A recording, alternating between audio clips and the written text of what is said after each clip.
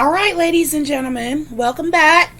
So, in today's video, I'm going to be giving you some tips to develop your clairvoyance.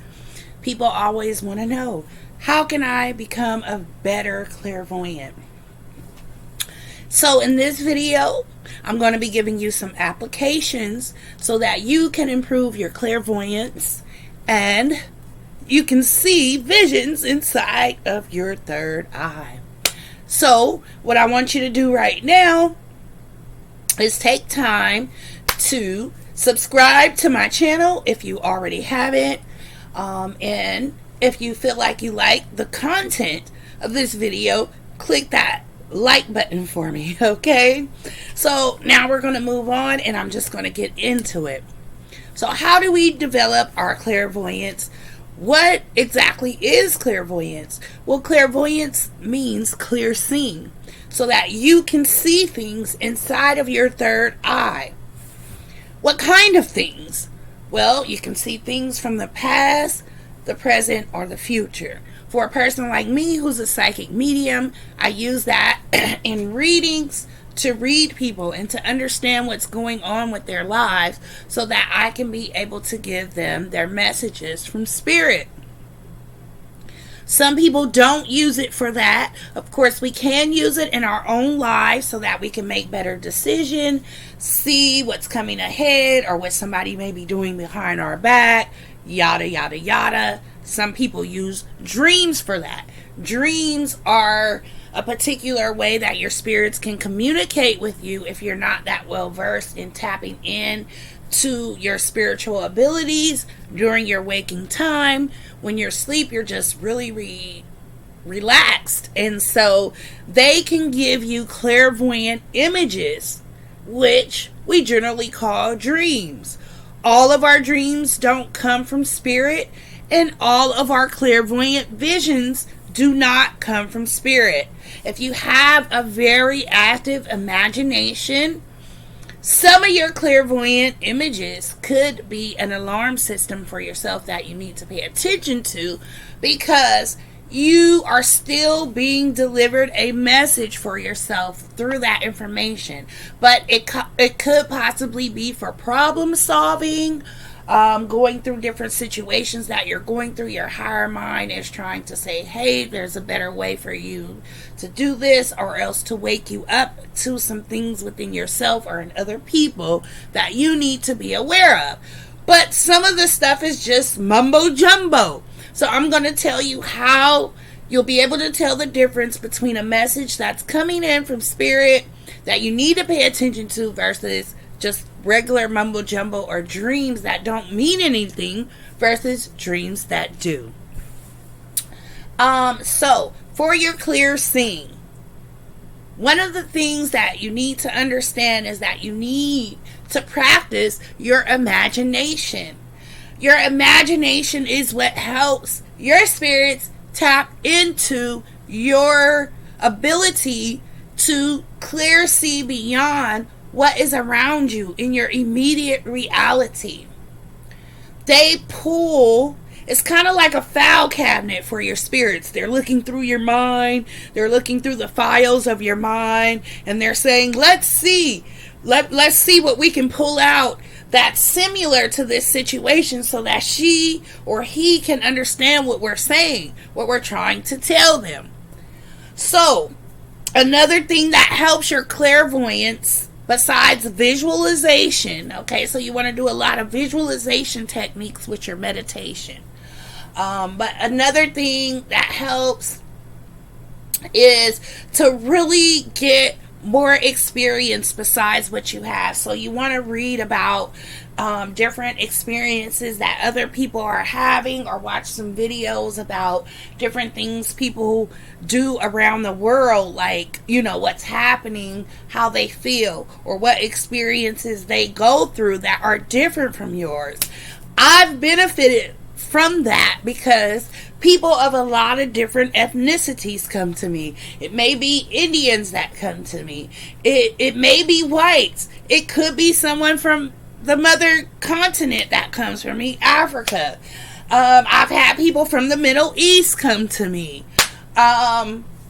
So many different Russians, everyone. So it just really helps me to kind of like be in tune with other people's cultures and know how they work. Also, religions. You want to be in tune with different kind of religious experience. Now, this is for your more psychic people who are going on to do this professionally for other people. If it's just for yourself, maybe not so much religions or cultures, but just getting different experiences in your mind, in your head, reading about them, watching them, so that when your spirits are trying to give you a message, they have something to pull from what you've already seen. So in a clairvoyant message, they may show you, say for instance, a house that you passed earlier in the daytime. This happens to me frequently.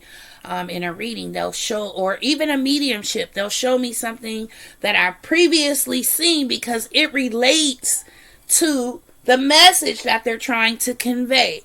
And it's kind of like a puzzle. So it's up to you to kind of discern that message and, kind of pull different details from that message that apply to that person's life. Now, here's what I do on a daily basis for my clairvoyance. You see this here window, and it has blinds. And so if you're familiar with Tritak meditation, where you just stare at the candle and then you close your eyes and you watch the flame inside of your third eye, you would do the same thing with your blinds. So in the morning, when you first wake up, you're in between that state of sleep and woke. If you're somewhere where you can take a look at your blinds for about 2 to 3 minutes, that would be good. So you take a look at your blinds for 2 to 3 minutes and then you close your eyes. What's happening? Well, you'll start to see the blinds in your third eye. It's like a photographic memory. The trick here is to hold that vision. How long can you hold that vision? Can you hold it for 2 minutes? Can you hold it for 3 minutes? Can you hold it for 5 minutes? The longer you can hold that vision of the blinds inside of your third eye, it's taking you to level 2, because now you're using your ability to visualize as well as concentrate.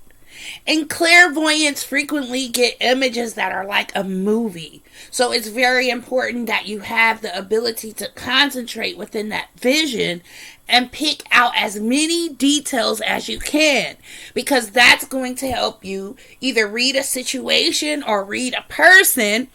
And in my case of a professional, it helps me tell that person so many things about their situation or their life or why they're there with me. And so, that's a real reading there. Because someone else is telling you something about your life they couldn't possibly know. They've never been around you. They've never been there. Okay? All through the visions that you're picking up in your mind. This is what people who have the gift of clairvoyance do. Now, there is a third facet that you need to pay attention to when it comes to clairvoyance, and that is symbolism. Because sometimes you'll be getting a message from spirit. It could be something that you've possibly never experienced. I've had that happen to me before. And so they're sending me symbols so that they can communicate the basic idea of what they're saying to me. So you need to be able to understand symbolism, which means that you need to either be strongly intuitive or you need to research symbolism and become familiar with the fact that a pink triangle means a love triangle, okay? Or you need to be familiar with the fact that if you see lizards or any type of reptiles in a reading, this means something about being cold-blooded. Maybe if you see a tube of lipstick, you understand that means betrayal.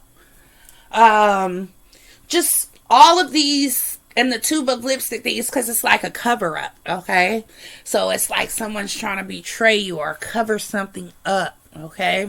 So understanding when you see something that's a symbol versus something that is literal is very important, because those metaphorical type visions are still communicating something. But you need to think a little bit more critically about exactly what it's trying to communicate to you.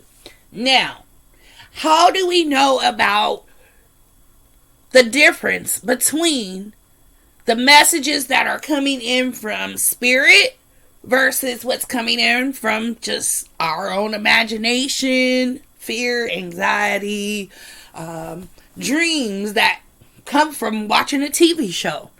How do we know the difference since spirit is pulling this stuff out of our mind like a file cabinet? Well, there's two ways. The first way to know is that something will hit you and come from out of nowhere, and it'll be really, really pressing. So it'll just hit you. Like, I don't know, last week I thought about one of my twin cousins becoming pregnant, and it just kept going on and on and on in my mind. Well, 2 or 3 days later, maybe 4 days later, my aunt called me, and she was like, your cousin's pregnant. So, not that cousin, it was a different cousin. But I told her that I thought it was my other cousin and she's going to be next. And my aunt agreed with me. So things will just come from out of nowhere. You won't be thinking about it. Your mind won't be on it. It'll just hit you like a whammy. Boom. Then you start thinking about it. You're like, damn, why am I thinking about this? This isn't my business. I don't have anything to do with this situation. Sometimes you may, but it'll just hit you out of nowhere. Maybe you just don't want to deal with that situation anymore, so you put it behind you. But then all of a sudden, spirit comes and says something. Boom, it hits you like, pay attention to this. Be aware of this. You need to know this, okay? Another way that you know what's coming in from spirit versus what's coming in for yourself is that you have done a specific, like you sought that information out specifically. Like when I'm doing a reading, I set the intention. And that is the kicker right there. Do you set the intention? Do you expect to just receive this information when you ask spirit a question? So, yeah, that's very important. Setting intentions so you can understand when your spirits or the universe is reflecting a message back to you when you're asking a question. So, maybe I'm getting my tarot cards out. Damn it. Maybe I'm getting my tarot cards out. And I'm getting ready for a reading, so I start asking spirit questions. Spirit, what is going on with this person? What type of situation are they in? What is it that they need to know right now? And I'm doing all that while I'm shuffling my cards or what have you, okay? And then when I turn the cards over, I do have a specific spread. But when I don't have a specific spread, I'm looking for the answers to just those questions. And the universe is going to reflect that back to me. That also happens with psychic visions, not just with the cards. The cards, of course, are a shortcut when you don't want to use that much energy to focus your attention. Okay? So you wouldn't be looking for closing your eyes and looking for the blinds in your third eye to be reflected back to you, okay? You would be just randomly pulling for what's in the spread. But you can technically do that with visions by asking spirit a question, focusing and concentrating, and closing your eyes like you would do with the application that I told you about to do with your blinds, okay? This is also a meditation where you can practice this ability. So, if you want to do that with dreams, you can as well.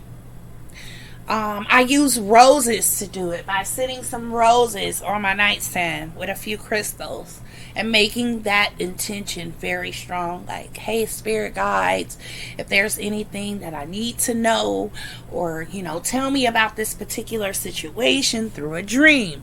And then put your stuff up there. Maybe not night 1 or night 2, but make sure you put a cup of water up there too. And by night 3, you should be dreaming very fine. I definitely make a dream incense with mugwort and rose petals. And it really helps me dream when I burn that incense and I sniff it, But that's what you can do with dreams. And when you wake up, record the dream. Write the dream down. By doing this, you train your mind your higher mind to communicate with you through your dreams, as well as your spirit guides and your ancestors. I'm sure some of you have had experiences where ancestors have came through dreams and given you information, or is trying to communicate some type of warning to you.